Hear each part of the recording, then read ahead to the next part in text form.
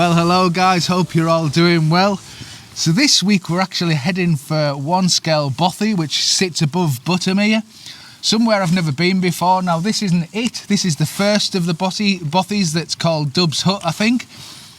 So we've stopped here having a quick brew, and then we're going to make our way down to the other bothy when we can actually find it in amongst all this cloud, and then see what we can come up with today. Should be quite good though. There's no real light at the minute, but there's plenty of moody, dramatic clouds moving through. So we're going to make our way down there, see what we can find, hopefully get something set up, and I'll catch up with you in a bit.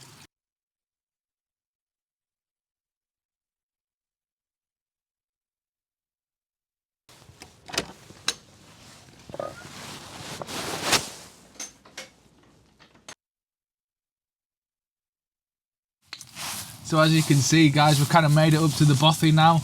Lovely little place, but it's blowing an absolute gale up here, and it's just horizontal rain at the minute. So we're just kind of hanging around, hoping that this is going to pass through and at least get some texture in these clouds or something, because at the minute there's just nothing we could do. To be honest, if you were out here with the camera, all you're going to be is constantly wiping rain off the lens, and that's if you could even keep hold of it, to be honest with you.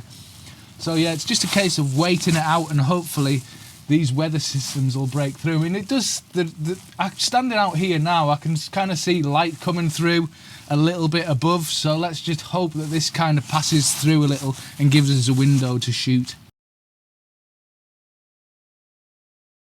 Yeah. A lot of private individuals own them, and estates. There's one or two on the Queen's estate in Balmoral. Mm-hmm.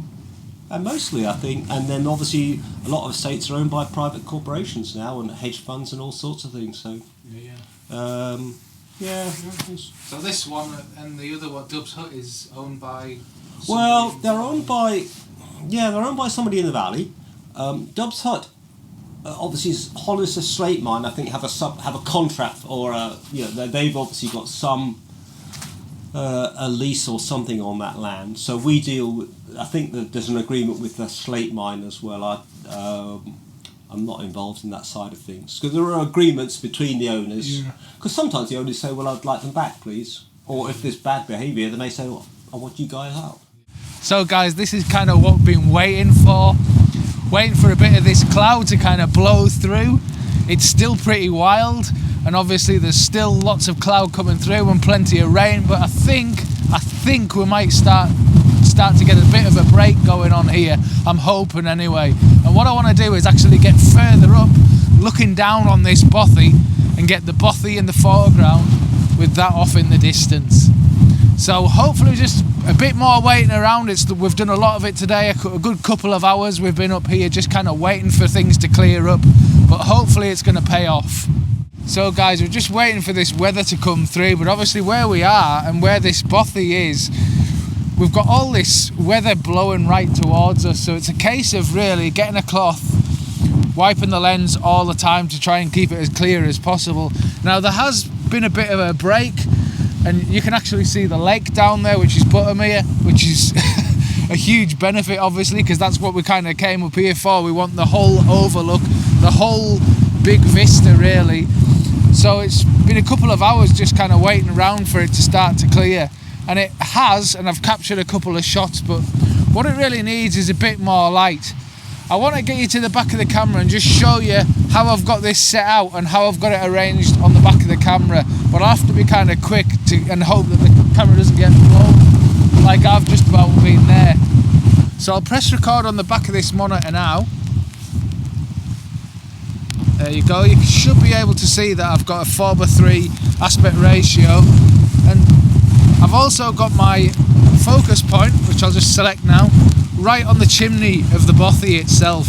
Now I've got the bothy down in the left hand side of the image because I want the lake off in the top right, and then obviously we've got these paths and everything leading down, and the river below, which is kind of winding its way down towards Buttermere itself.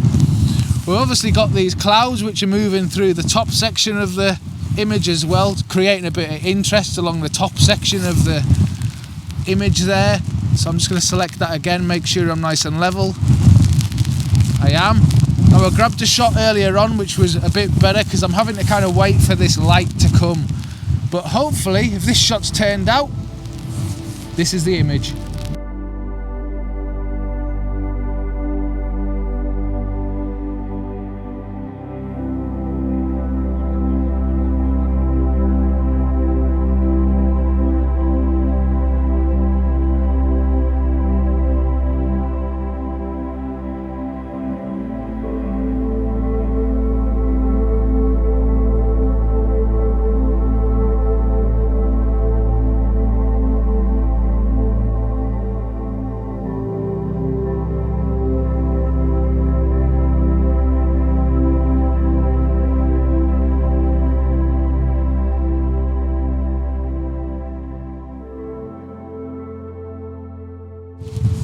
So I've just seen another shot, and I'm going to use strip pano for this one, but I haven't put the screen on top because, as you can see, it's really windy.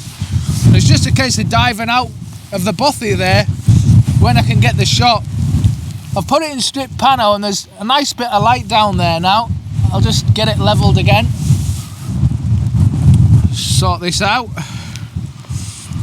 Now what I'm going to do with this as well is, I think what I'll probably have to do is, just to add a little bit more drama to the sky, is I'm going to use a polarizer just to make that sky stand out a little. It's a little bit flat looking, so any detail I can pull out of that is going to be best.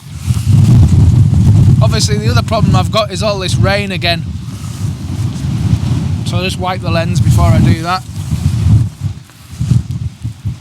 Got a nice little bit of light there, so I'll take that shot while I'm waiting. I've got these new filters now from Case, and they're all colour coded. It was actually Adam Gibbs' idea. So I've got a silver, which is the CPL. We've got all those colour coded filters, as you can see inside. Now I've got the silver CPL, ND8, which is the blue, and then we've got the 6 stop filter, which is the gold, and then the 10 stop, which is the red. And I've also got an extra spare one that I've popped in there as well. But it makes it handy, especially for me, and that's the reason why Adam came up with the idea, is that normally I have to wear glasses to be able to read the small labelling on these filters. So once you get the muscle memory of remembering what colour filter is what strength filter, it's really easy to see them and find them. And then you're not having to kind of take your glasses off, put them back on again just to read this small writing on the filters. So yeah, really good sort of improvement on the last generation of filters. Pop that on, and with any luck it'll just bring back a little bit of that detail in the sky there. There's not too much anyway, but anything I can bring out is better than nothing. So grab that shot as well. But as you can see, it's blowing so hard now, I just keep having to wipe this lens to grab the shot.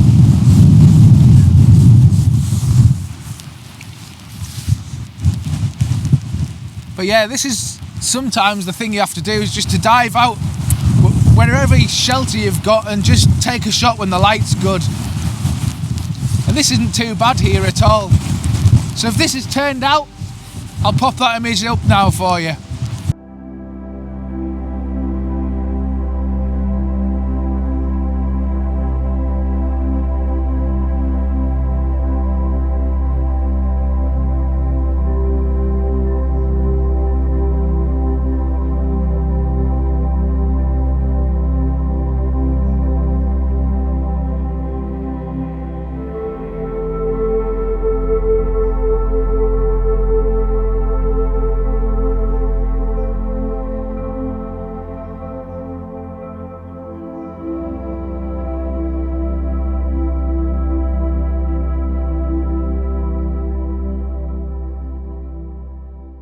So guys, hopefully you've enjoyed this week's video.